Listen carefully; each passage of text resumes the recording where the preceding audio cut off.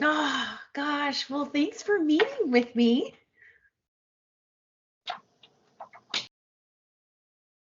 Thanks, firstly, thank you very much for accepting my invitation and accepting to be on my show. Of course. Of course. I'm excited to talk. Let's go. What do you want to talk about first? So, we are missing, you're quite busy, and finally we got connected. I'm very happy. I want Yeah. to tell about you and the work that you are doing to my audience, and so that you can inspire a lot of people on this planet. Yeah, I mean, sure. This sounds perfect, right? And it takes the active one to start a movement, right? So why not us? Yes. So, before that, can you please introduce yourself to my audience? Of course. Hi, everyone. My name is Sidney Miller. I live in Phoenix, Arizona, in the United States of America.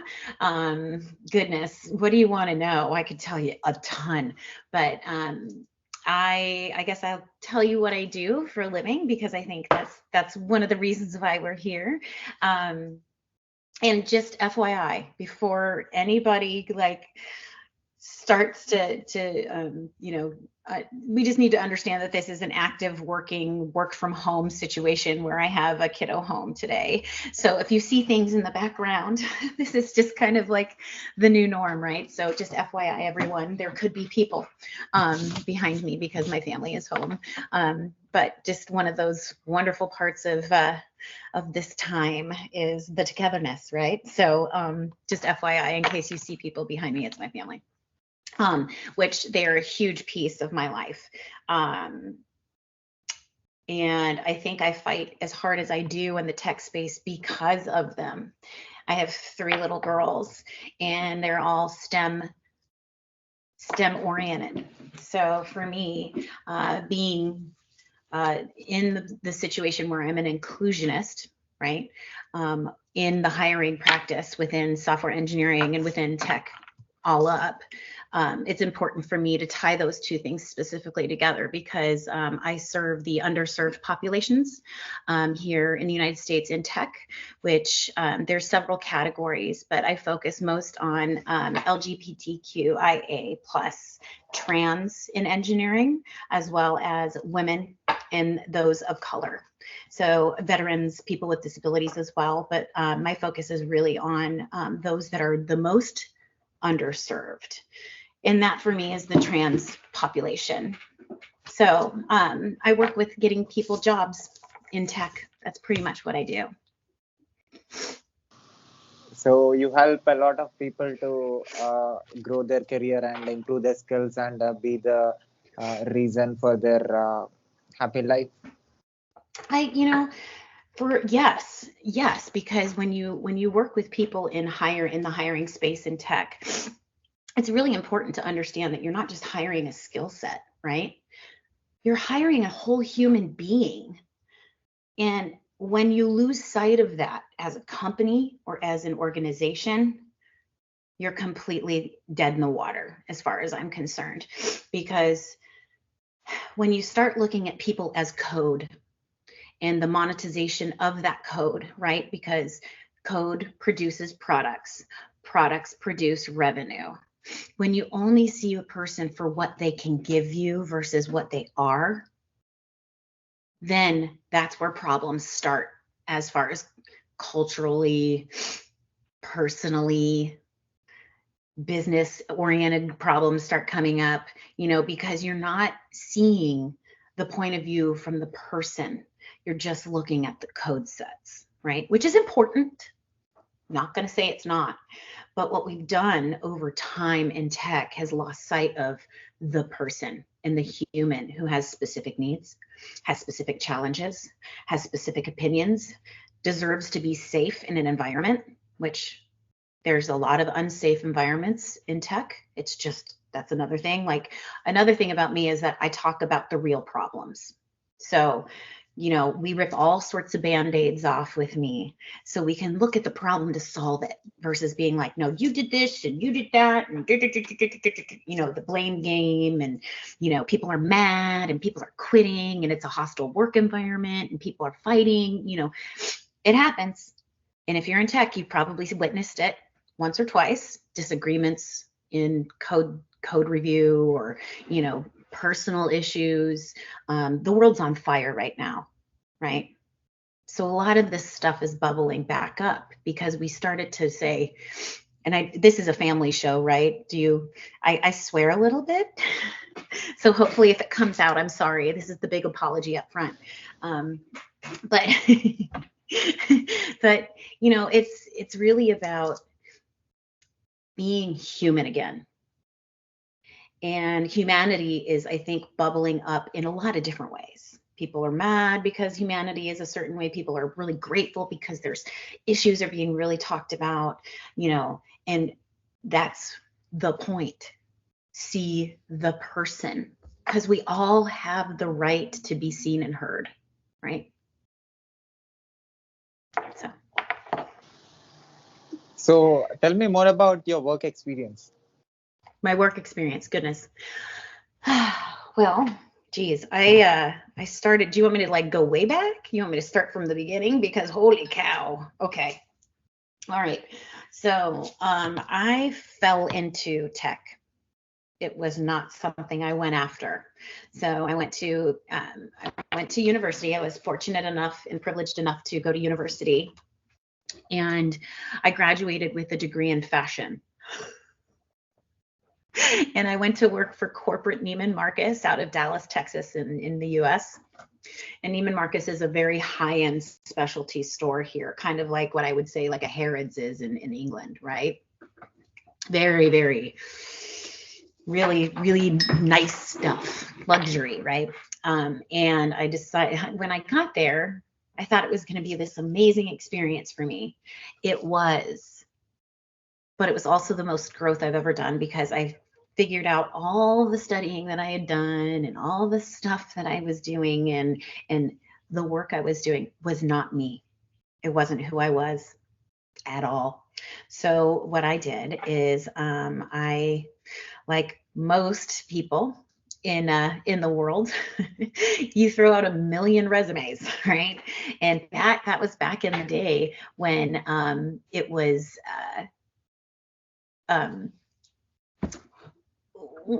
back in the day when you had fax machines, right? So I faxed probably hundreds of resumes out, and a recruiting firm called me and said, "Hey, we think you're interesting. Like, why don't you come in?" They hired me, and that was the beginning of my recruiting experience in tech. And my first client was Sun Microsystems, and I started in Java engineering, backend stack engineering, and it just took off for me. I don't know how to explain it. I don't know if I never understood that I was a STEM brain, a super nerd, if you will, an engineer. I should have been an engineer now that I think about it, because, could I be an engineer? Yeah, now, but I love the fact that I get to work with the world's best engineers in the capacity that I am right now. So anyways, long story short, Sun Microsystems, Java engineers, and then I moved back to Phoenix, Arizona, and got married, and just was on the recruiting side for about 10 years until Google called me. And at that time, that was in 2007, Google was just getting really big, and it was so much fun. So I was there for about a year, and they decided to close the office I was in. And so I ended up thinking, well, what am I going to do? I can't move to San Francisco, right? Because I had just found out that I was with child for the first time, and my whole family's here, right? So this was back in 2008. And I was like, I can't move to San Francisco or to Mountain View. So I ended up picking up a contract at Microsoft where I could work from home. And that was the first experience of me from working remote. So I have been a remote worker since 2008 in tech, which is a long time, right? So I was at Microsoft working on back end engineering and also network infrastructure. And that was real fun because network infrastructure wasn't totally in my wheelhouse. But yeah, so that's where I started with kind of all that, right, with Microsoft. And then I had my child, stayed home for a little bit, couldn't sit still. So I started this really funny. I don't think it's not funny. It actually was really, really cool. I became a kind of an entrepreneur and I started a small business and I sold these cookies. I have a very scientific brain where chemistry is, again, I got an A in advanced chemistry in college, but never did anything with it. So, I should have done it. And that was one of those hard classes in my university where if you take that class, then and you pass it, then you're going to be a scientist. Like you're a smarty pants, right? You know what you're doing. And I did it, right? I went into fashion. So anyways, so baking is very much chemistry. So I created this recipe for me because I was like in search of the world's best cookie for me. And apparently other people liked it so much that I turned it into a business and became one of the most successful cookie companies in Phoenix during my at-home time with my child, which blows my mind. Like, and so it was getting really big, and I was in 13 grocery stores of like high-end grocery stores here in Phoenix. And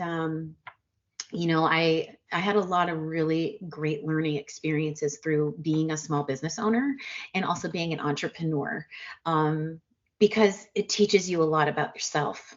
It teaches you a ton about your grit and your commitment, and also how far you're really willing to reach for a dream, right?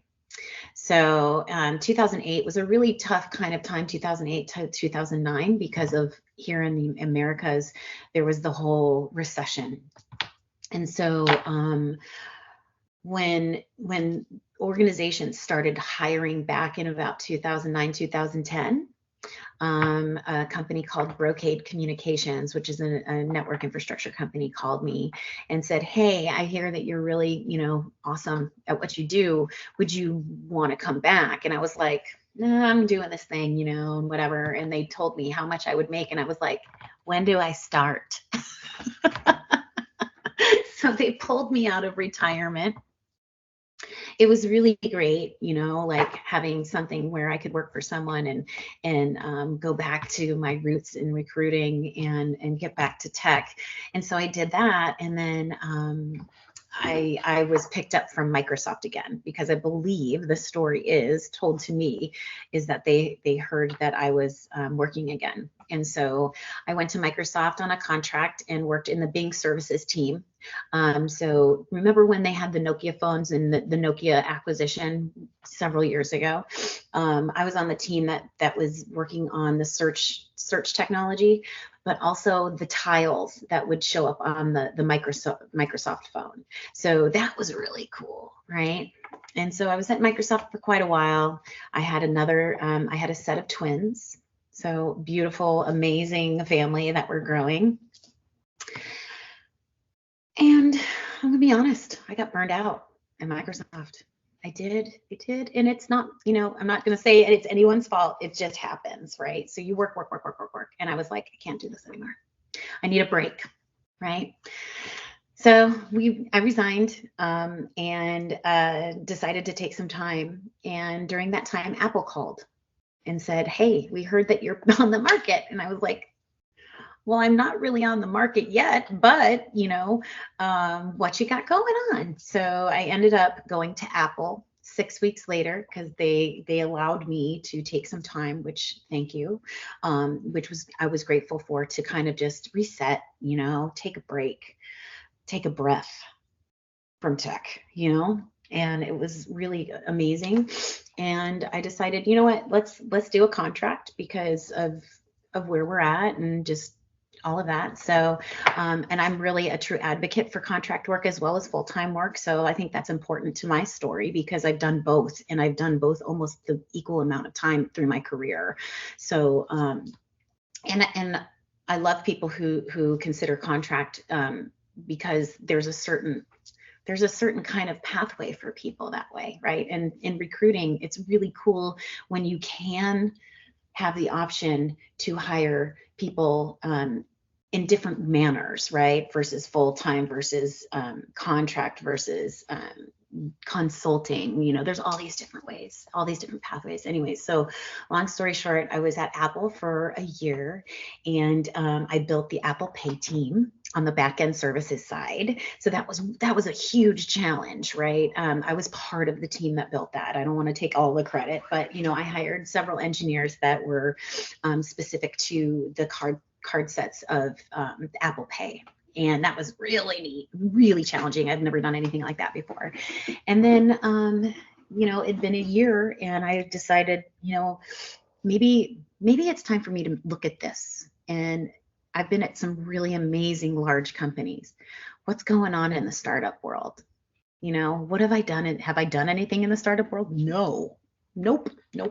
So I picked up a contract helping a company called Livongo, which now has gotten so big, and I'm so proud of them because they went, I believe they either got bought or they went public. And sorry, Livongo, I should have probably known this, but I'm human, right? And that was, oh God, that was so cool because there was about 35 people in the company when I started, I believe, right around there, 35 to 50. Let's just be honest.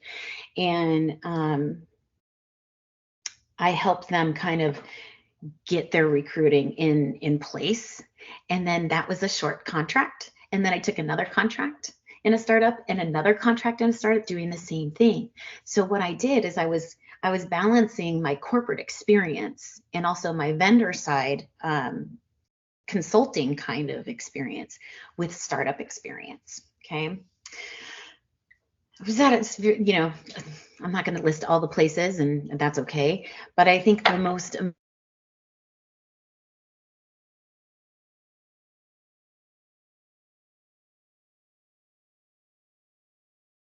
I was at GitHub for 2 years. I arrived there in 2017 and left in 2019 after the Microsoft acquisition, because I had already worked at Microsoft several times. I did some amazing work at GitHub, and it was time for me, to look other places. So yeah, the time at GitHub was really amazing. I worked with some of the world's most beautiful people.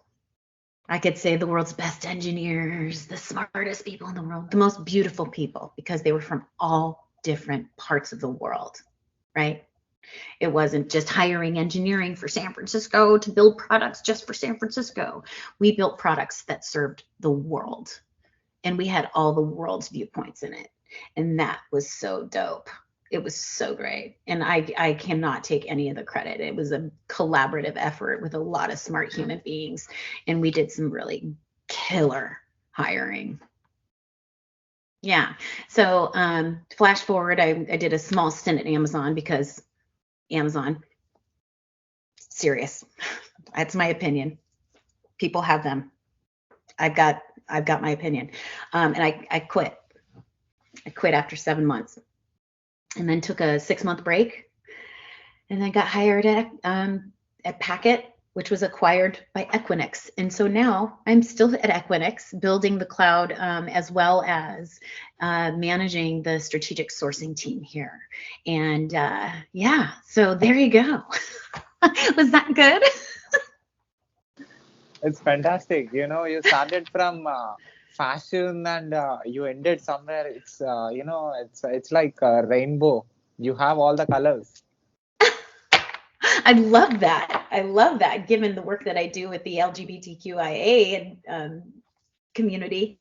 I'm totally okay with being a rainbow. I love that. That's such a great analogy. Yeah, I've done a lot of different things, and I think I'm so full of gratitude because of that.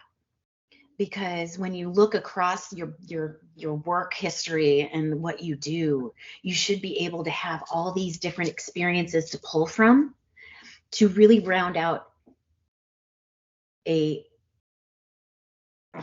do I say this? To round out a very accepting and empathetic environment. And through that is how beautiful things are made, is because when people are allowed to be themselves and have Collaborative disagreement. There's a difference between ego and collaborative disagreement. So when you create a space full of empathy and the world, because if you don't have people on your team that come from different parts of the world, different walks of life, you're never going to have a product that is amazing. Because why would we assume that anything that's made, I always pick on San Francisco because why not? Because it's San Francisco and it's Silicon Valley and that's where lots of tech is why would we assume that people who grew up in San Francisco, went to college in San Francisco or boot camps or anything like that, and have only been in San Francisco, and you create a team that only has had that one experience, you don't get different viewpoints. You don't get the ability to push the code sets further through collaborative disagreement, right?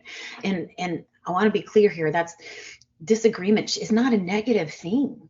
It just stretches people's minds to see other ways, and solutions are met that way, right? And when you give people the opportunity to truly be like, well, I see it a little bit differently. Maybe we could do this. And they're like, oh, that's a great point. What about this?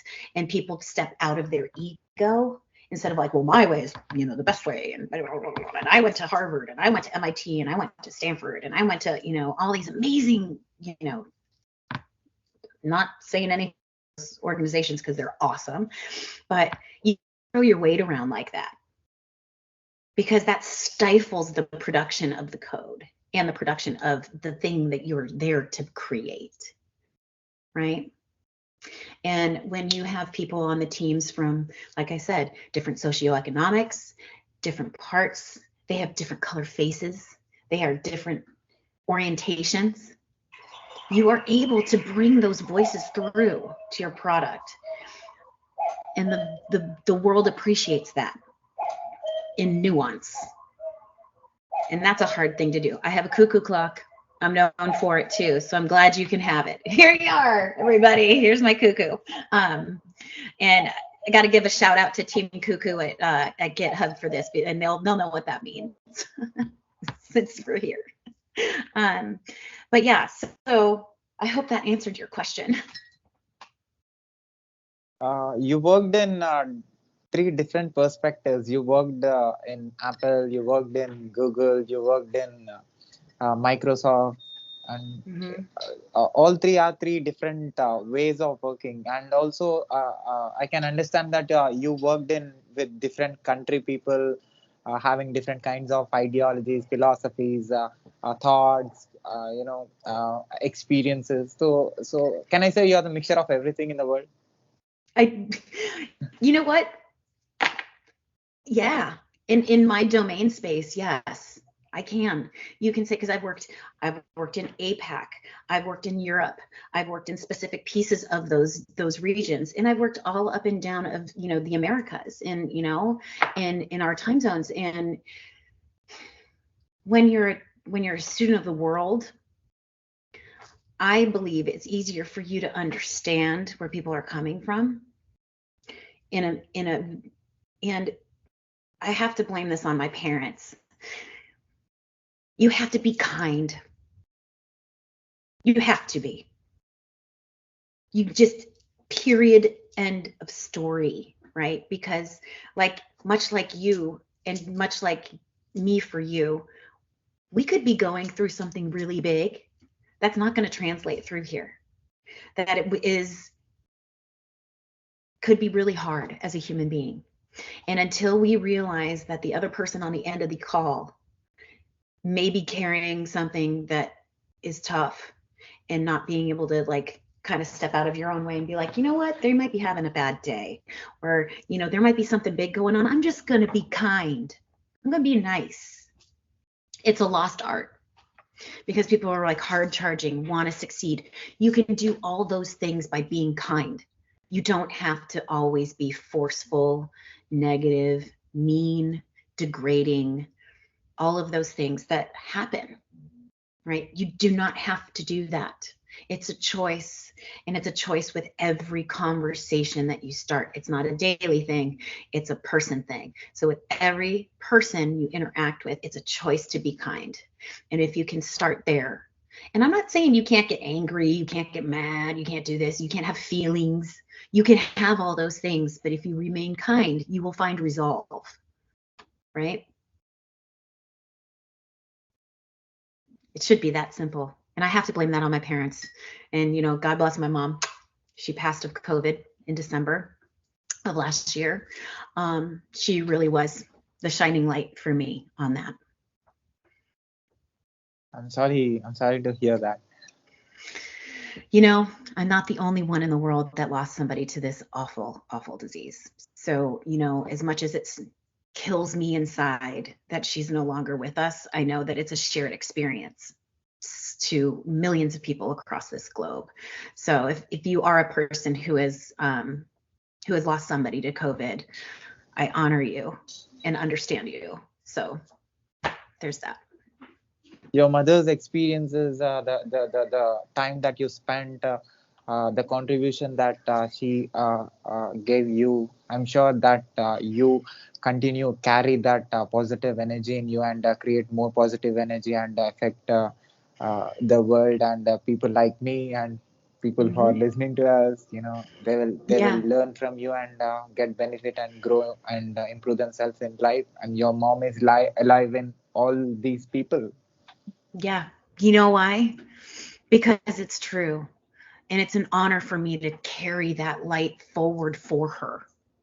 Right. And I hope that people see that in me, in respect to her, even though they don't know her. But, when you look across people, the people around them really create who they are. Right. And for me, I feel really lucky. I feel really lucky to be in the places that I've been, met the amazing people, had such an amazing parenting experience. And I'm very lucky. I feel grateful for that because not everybody gets along with their families. Some people don't, and that's okay because that's their situation to deal with. It's not my job to comment on it, really, because I don't want people commenting on mine, even though I try to come from a very kind place. Now, if you mess with my people, I turn into a honey badger, and that's another story. But, like if my underserved populations, if you're going to mess around with them in a hiring practice, oh, heck no, I am totally putting my foot down. And, we will work through it. We won't fight about it. We will resolve because I will be kind and appropriate and respectful to a point, right? But if somebody's coming at me, I'm going to go back at it because that's a natural, communication kind of scenario. But, if you try and remain calm and in your resolve for it, it's going to work, right? It should. And if it doesn't, then you know exactly who you're dealing with in the next opportunity to work with that person. You're going to change the way that you work with them. So I don't know. So whatever you said, my mom says the same. Be kind, try to be kind, try to be calm, try to wait, be patient. Everything is going to be okay. Everything is going to be good. You will get what you want if you be patient. My mom says the same. That's the same you said. She sounds like an amazing woman. Yeah, she got affected with cancer. And she's getting treatment. Oh gosh. So first of all, I'm here for you if you ever need to talk, because there is nothing harder than going through a parent who is sick. It's just not a natural situation. So we can talk offline if you want. I'm here for you. Thank you. Thank you. Your words means a lot to me. Yeah. So what else? What else are you interested in? We got all sorts of things we could talk about. So it's inspiring how you are able to be extraordinary in everything. You are talking with the machine. You are a full stack developer, and you are very good in that. And you are able to communicate with different people, human beings. You are doing that, and you started your own business and you got success in that, and you are kid for your children, so you're doing that. So how you are able to be maintain this and handle this, and what is working, what is your secret, what is making things possible for you? I have really strict boundaries. Really strict boundaries. Like, I have no company anything on my cell phone. I don't use a company cell phone, and it's part of my hiring plan that I will not put Slack, email, internal systems on my phone. The reason why is because when I'm with my family, I'm with my family, and no one else gets that time. No one except for them, because they're that important. And I'm not saying that work isn't important, but overworking is not the way to do it. I have done that. I have worked hours on my phone into the night. I won't do it anymore. It's a huge boundary for me. Absolutely not. I will not do it. And if that's going to be a contingency on the way that I work, I might not take the job, because you've got to carve out your space. And that's the only way. I'm exhausted. Holy cow. I mean, but who isn't? Who's not exhausted in their own way, right? I could be like, oh, woe is me. I'm this and I'm that, and I'm so busy and I'm this and I get to do these. No, nope. No. It's, I know what I'm allowing myself to accept as okay. And that's a hard place to get, because a lot of people want to be, overly kind and then get stepped on, right? Or get taken advantage of, or are seen as, oh, they can work really hard, let's give them more work, right? Instead of saying, how are they doing? Are they tired? Are they working too much?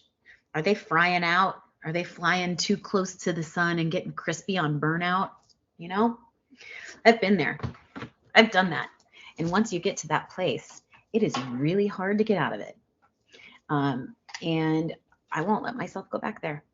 So I have huge boundaries of things that I'm willing to accept in the workplace. And if they're not met, I mean, there's no reason why you should stay. So your connection with Equinix Metal. Mm-hmm. Yes. Okay. So Equinix Metal. Yes. I love them. I love it. I love it so much. We have so much fun. Such a great group.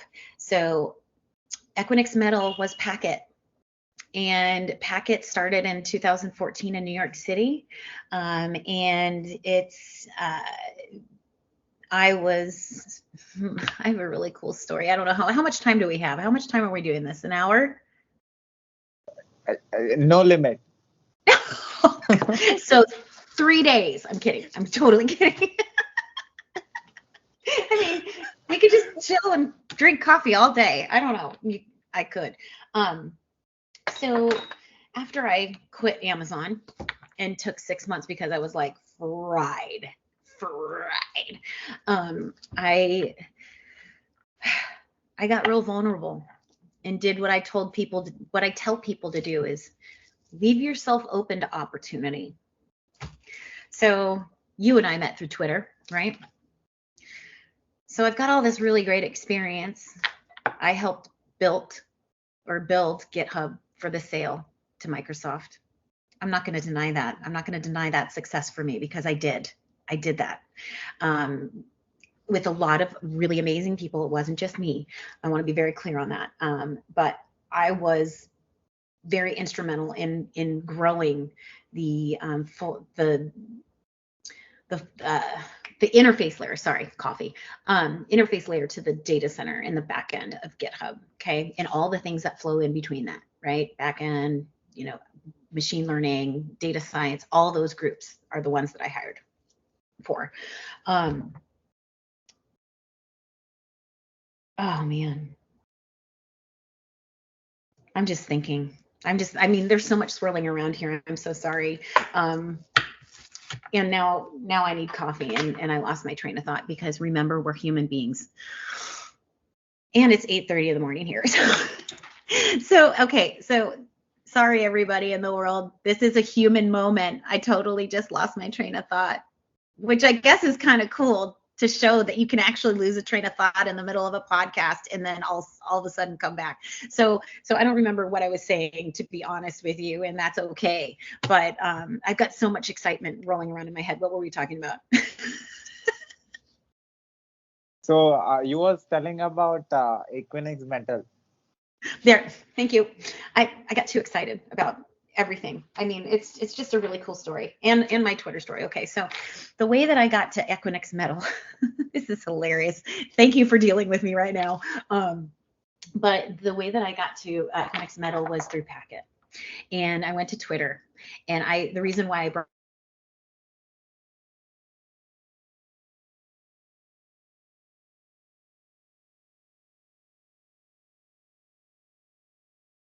life, but the one I'm most proud of is what I achieved with a bunch of really amazing people at GitHub. And I basically put chunks of my resume under that tweet in subtweets. And the folks that I helped over the last 10 years really rallied to my side and retweeted and commented and said, you know, I am who I am and I'm legit. And if you want to grow your tech team quick, you know, Sidney's the one. And so that's how I got to Packet, is because Dizzy Smith, who is amazing. He's one of the most amazing leaders I've ever met in tech. He picked me up out of a referral from an amazing engineer that works at Apple, and she really was the catalyst for me because she said, you know, Sidney's legit, and that's how I got to Packet, was because of Twitter. And the power of Twitter is no joke. I mean, it brought us together, right? And then it's how I found this amazing job with Equinix and Equinix Metal. So I was the recruiter in charge of growing Packet. And then we hired a team to grow it as we were integrating into Equinix. And Equinix Metal is basically, you know, the very, very much still a kind of a startup feel within a very large corporate environment. And it's really exciting. It's really exciting. And I was fortunate enough to help build the Kubernetes team again, because I did that at GitHub. And most of the infrastructure and the back end. And we grew the company really fast within the first 8 months of being there. And man, what can I say about Equinix Metal? The people.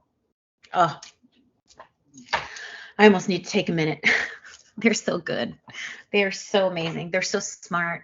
They're so out of the box. So like, you know, let's break it. Let's make it better, you know. And I've been really fortunate that I've been able to work with some of the world's most esteemed engineers, like Amy Tobey and Nicole Hubbard and Andrew Hutchins and like, oh God, just, I mean, I could list a million, and I'm so sorry for all the people that I'm missing. Marky Jackson. Oh God.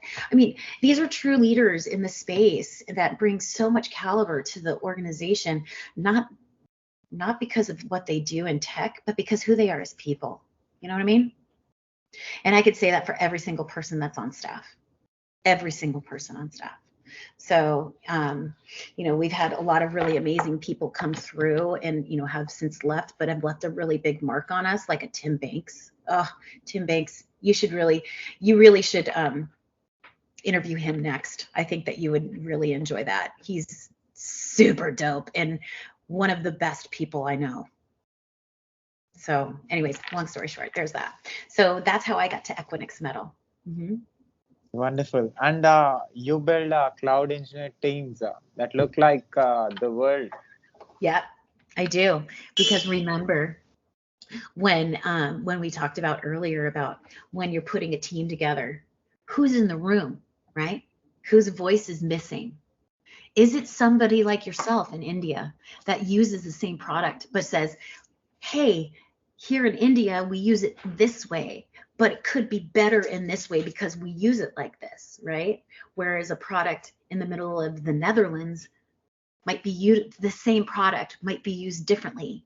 So do you have a person who has experience either, being of that culture or being of that side of the world or understanding that side of the world so you can integrate the world into your products, right? It's a smart thing to look at. And that's how you are sure that you create inclusion off the bat, meaning you get a diversified viewpoint. It's not about, through our different cultures and through our different places and through our different mindsets and who we are as people, will create that inherently, as long as you don't have the same person over and over and over and over and over and over and over, right? So like I said, if you have somebody from San Francisco that grew up in San Francisco, that went to a San Francisco school, that went to a San Francisco university, that works only at tech companies in San Francisco, and you have 9 of those types of engineers on one team, how is that mindful of folks in India or folks in Africa or folks that are in New Zealand? Like those are 3 very different places, right? Why would you think that your product that is San Francisco-ized, Silicon Valley-ized, be okay and replicate in those environments without having a voice from there, right?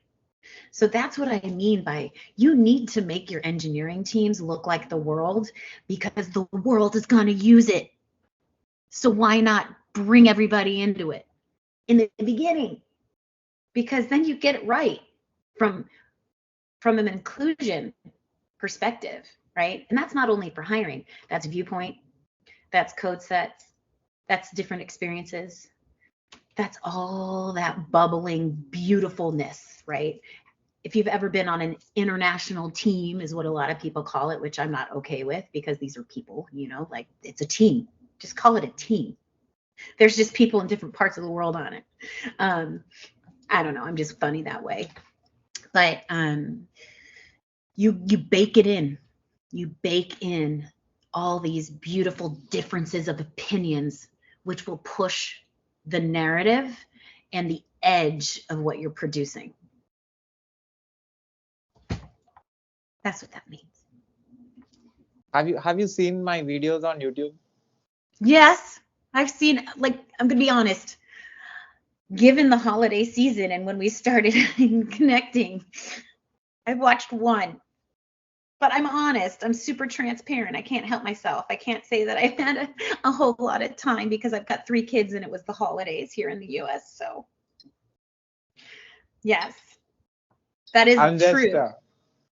I'm just mentioning. I'm just mentioning it in between, because you said about something that I'm already doing. Yeah. What? I mean, tell me. I mean, you came to interview without seeing my videos. Yeah. Because you know what? Why not? Why not just have a cup of coffee with somebody on the other side of the world, just to see? Yeah. Just to see who you are. Because you know Correct. what? You're important. You're important. I'm important. And now we're important together, right? Pretty neat. So I just want to mention something. Can you open YouTube and look at my channel? Because yes, of course. Yeah. We are talking something which is similar to what you are saying. What part am I going to? You're talking about diversity. Oh yeah. Yeah. Yeah. So I'm guessing that's a big thing for you, because that's what you create online. Yes. Hold on one second. Okay, all of a sudden Elmo popped up. Have you seen that Elmo thing that's been going around? I don't know. There's this crazy Elmo thing that's going on right now. Hold on. Okay. That's Amazon Music. But what you do is you create the same thing through your YouTube channel, which is, I know enough about you to say this. You create the inclusion by giving and bringing different viewpoints from different parts of the world into your podcast. Yeah. Yeah, exactly. Yes, keep doing that. Because you know what? There's not enough people who are willing to put themselves out there for fear of whatever, to just have a freaking conversation with somebody. You know what I Yeah. mean? Yeah. Like, remember, be kind. I've got something to learn from you. You know what I mean? Everybody has the opportunity to learn from each other if they allow it. Just open up a little bit. The world shouldn't be as scary as we make it out to be, right? Yeah. You Yeah, so you I love it. you just see the video, YouTube channel of mine. You saw Yep. the podcast. Just Mm-hmm. open it and see the titles and the interviews that I did. Yes, I'm getting there. I'm getting there. I'm getting there. Smart Hold Share on, His hold on. Thoughts YouTube channel. I know I'm getting there. I'm so sorry. Okay. Thoughts on YouTube channel. All right, here we go. Oh my gosh. Bill Riley. Yeah. Okay. Air Force Lieutenant. Yes. I love that. Let's see. Founder of Speed Lancer. I mean, yes. So important.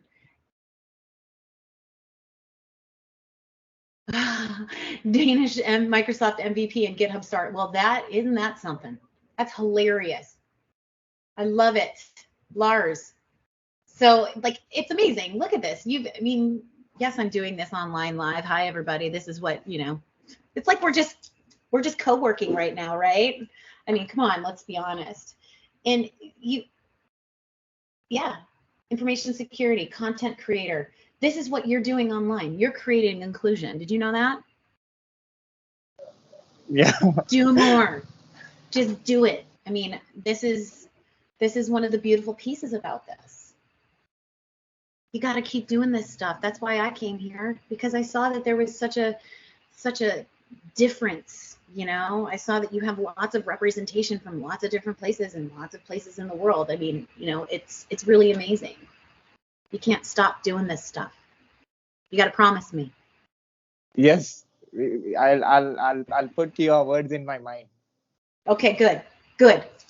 Hopefully they don't haunt you. So so I can yeah, understand.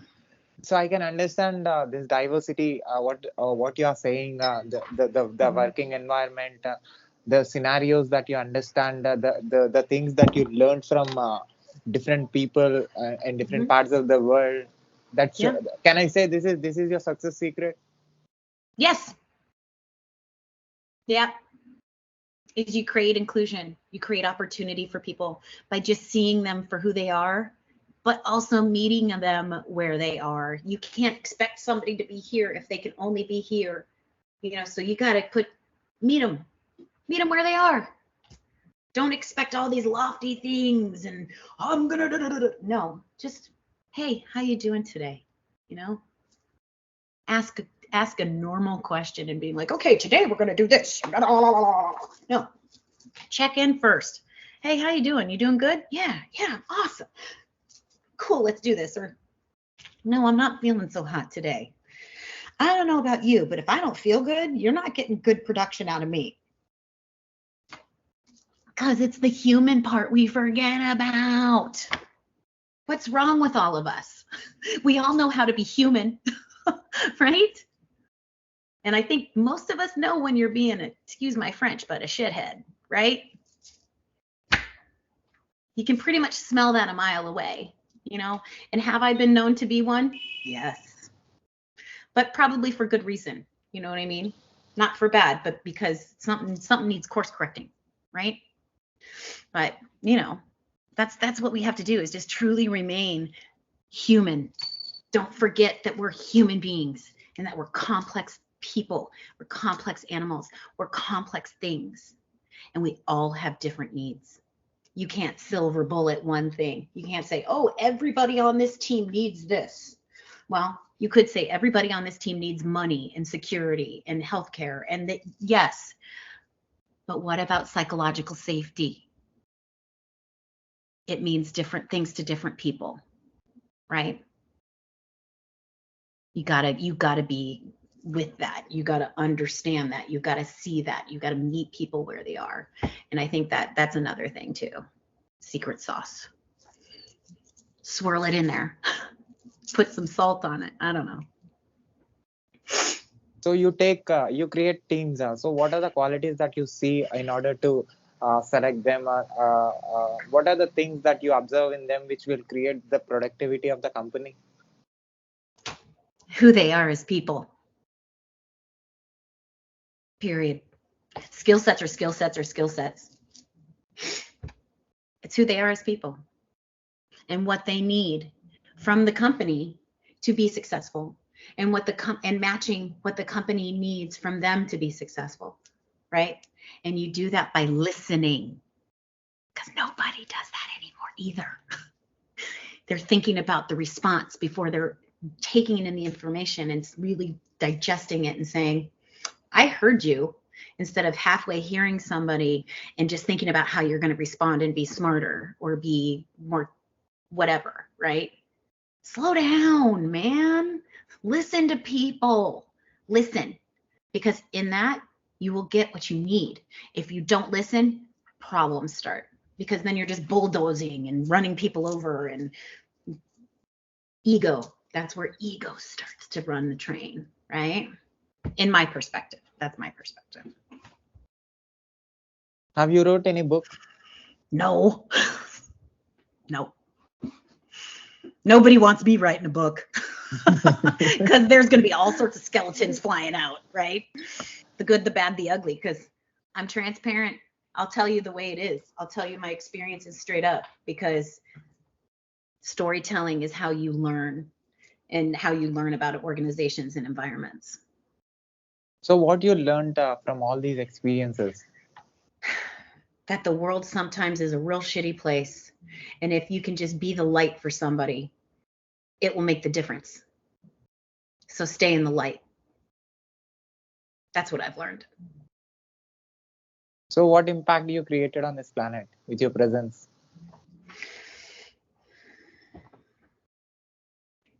That's a really interesting question. Well, from what I hear that I change people's lives through giving them the power of their own voice, by giving them the tools to fight for what they need in the offer and in the recruiting process, which gives them the opportunity to either make more money, have a better position, have a better match, be happy at work. Maybe that's the most important, right? That's the impact. That's the impact. That I give people the opportunity from underserved environments to be able to walk through the front door at the company and have the opportunity to be seen and heard for who they are in this process, and maybe get the job.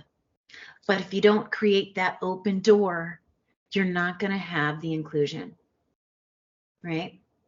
You're not going to give people from all underrepresented parts of the world the opportunity to walk through the door. Because if you only let the people who live in San Francisco, went to San Francisco schools, went to different, like that, if you only give those people the opportunity, that's privilege. And I'm not that person, right? I want everyone to have the opportunity to shine, shine, shine, because they will in their own right. And whatever the process settles out, that's the right thing, because you're giving everybody the opportunity to be seen and heard in process.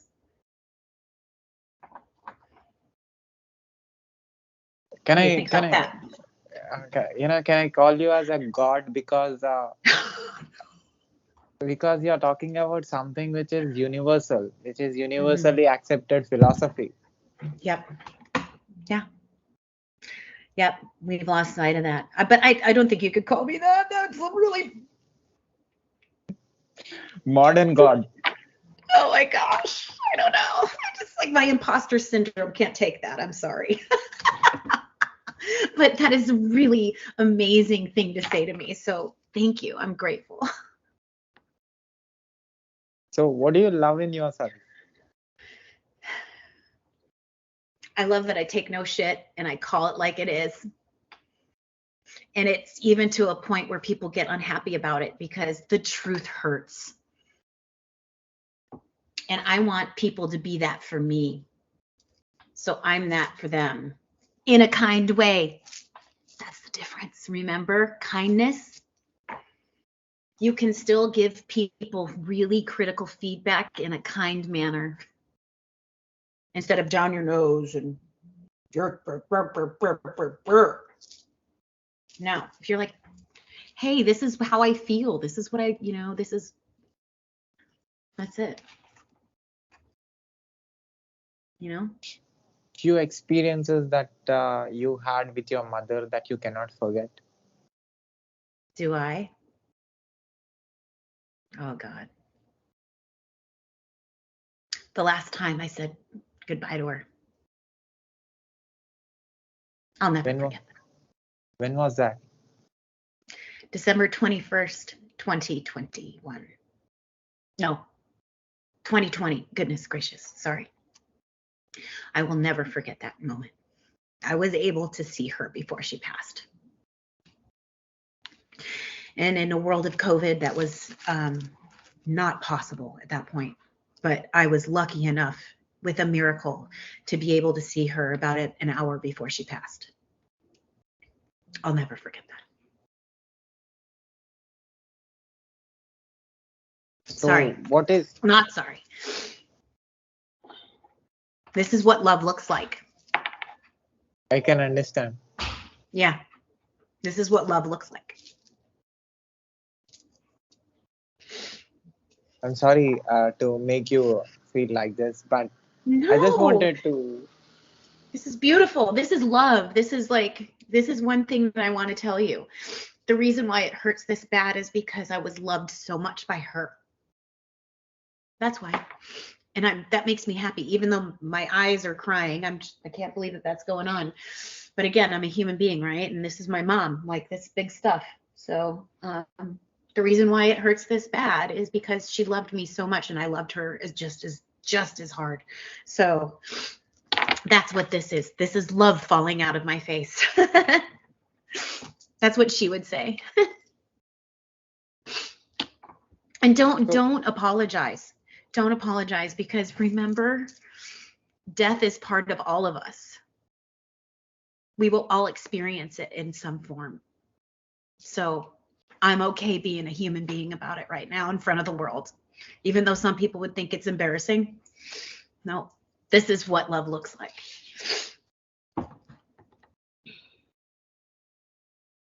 So what are those thoughts or those experiences that you cannot forget that you spent with your mother? Outside of the last time I saw her, I think it would be all the times that she's helped me see the good in people when all I wanted to see was the bad. Right? I will never forget those conversations because they made me who I am today. Her and my father. Yeah. And my family. All of those conversations. I mean, I could sit here for hours and tell you what they are, but that's the most common denominator, is her ability to help me see the good in people, even when I wanted not to.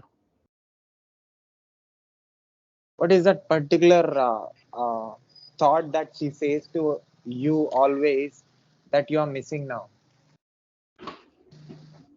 Oh, God. Go get him, sweetie.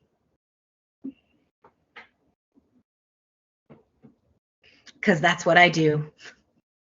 I go get him.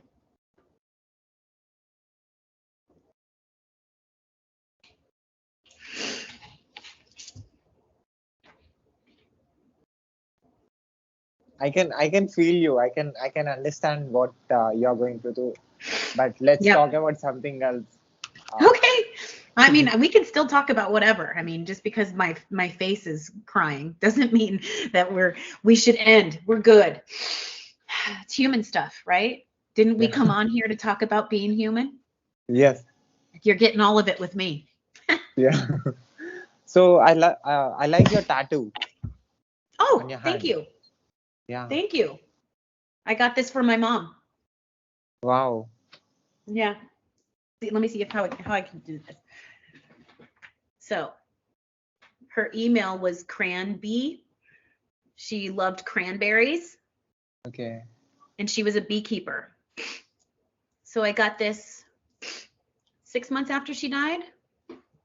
And then Okay. I got the other side from my dad, which is the anchor, because he worked on the Nautilus nuclear sub as a steel metal worker. And then my whole family's from New England and Rhode Island. And so this is my parents' favorite lighthouse. Where is it? Oh, there it is. My parents' favorite lighthouse in Rhode Island. It's Point Yeah. Judith. And then the lobster is for me and my team lobster, which is a story I guess I could tell. I don't know. We've been on for an hour. Yeah. Oh my gosh. I guess we could keep going, but the lobster's for me, and I will just say team lobster for all my team lobster. There's I'll just tell you. Okay. I was told by a very, very, very good friend of mine, Marky Jackson, when I was going through some really hard things, that there's a lobster theory, and I might get this right, Marky. I'm sorry if I get it wrong. The lobster has to go through a change, a metamorphosis, by breaking its shell every 6 to 8 months. It's how they grow, right? So they have an exoskeleton. Can you imagine for a moment what that feels like inside when you're trying to break through a shell? How hard that is, how much it hurts, how tight it is when you outgrow something. That's the theory. You are going to go through something really hard, really tight. It's going to hurt real bad, but you're going to break it open like the lobster breaks the shell open. They're vulnerable for 2 weeks, and then they start to grow the next size shell. And that, to me, is impactful because I am the lobster. I have to go through really painful stuff to be vulnerable, to grow a bigger shell. So that's why I have a lobster. And my mom was from Maine, which Maine is a part of the United States in New England where lobsters are really famous for. So it's a dual kind of reasoning thing for me. So I can see two sides of you. A person who is completely into technology and being logical, and a person who is a human being who understands the purity of the emotion, and I can see that in your eyes. It's what you get with me. I don't know how else to be. What do you think? Has this been fun or what? It's balanced. I try. I'm not great at it all the time, but I try. That's all I can do. And be kind. I'm sure a lot of your qualities will affect a lot of people who listens to you, and may, help them in doing things better, and you'll be not only from your country, from my country, from any country who will listen to you, will definitely understand there is a person who is in this part of the world as is feeling this and is going through this, and she's very talented, and she's into different things, and she talks about different things, and whatever you said is universally accepted. It should be, because that's the way we should be, Correct. right? Yeah. It's that simple. We make it way harder than it needs to be, in my perspective. Awesome. Yeah. So one last question. Yeah. You as a person who hires people, Mm-hmm. tell me about that. Ooh, God. What part? Do we have another 3 hours? um, you know, gosh, there's so many different ways we can take this, right? I'll say this as my final closing thought, maybe. I am very, very privileged to sit in a place of influence when it comes to working with people's futures. And I don't take that lightly. I make it almost like it's my own experience to ensure that every single person gets what they need. Because remember, everybody's different, has different needs, and you need to meet people where they are, right? In my hiring experience, I've negotiated, I've closed pay gap inequities. I'm known for it. I've given people the opportunity to feel powerful in the interview process through their own experiences and being like, I'm pretty rad because I'm a cool human and I'm really smart too. And I've got a lot to learn. A lot of people don't want to open up and they just want to make it really tactical, which is okay. But I think with me and my experiences is that I help the human open up. Because remember, you hire the whole human. You don't just hire a piece of paper. And if you do, that's a problem. So I help people really find their voice. And that's what I do. I don't hire people. I mean, yes, I do. At the end of the day, I hire people. But what I do is I give people the ability to shine and use their voice and be heard in the process, because that's where the good stuff is. Does that answer your question? Yes, I got you. Okay, good. I think that's the best way to say it, because I can say a million things, but that's it. That's what I do. Yes, I hire people, but wonderful. It's about the person. Wow. So the million things that you want to say, can you tell in a single line or single sentence? Yes. When you're negotiating salary, ask what the company range is, period. And if they don't tell you, that is a flag. Because, well, in the United States anyways, it is, you are able to ask what level is the role, what are the expectations of the level, and what does this pay? Never disclose your salary first. Don't do it. Ask them what the position pays. That's my golden nugget for y'all. If you can, remember, stand in your power, know that you're a badass and that you deserve it. You deserve it. Don't put yourself out there without letting you know that you deserve everything that everyone else is going to ask for, right? What's the level? What's the responsibilities of the level to make sure that you meet them? Because remember, review is going to come around. So make sure that you know exactly what you're walking into as far as like what you have to achieve. So you can make your bonus, so you can get a raise, so you can get promoted, so you can feel good about your work, whatever it is. And ask what the position pays. That's it. So I want last observation of yours about me. You already said, but still I want to know, because you're most influential person and you made things possible. You worked everywhere. Being yourself, you achieved whatever you want, and you're doing it, and you're enjoying it. So, and you said whatever I feel, what I follow, what I believe, being in different part of the world, being in South India, being in Hyderabad city, I connected with whatever you said.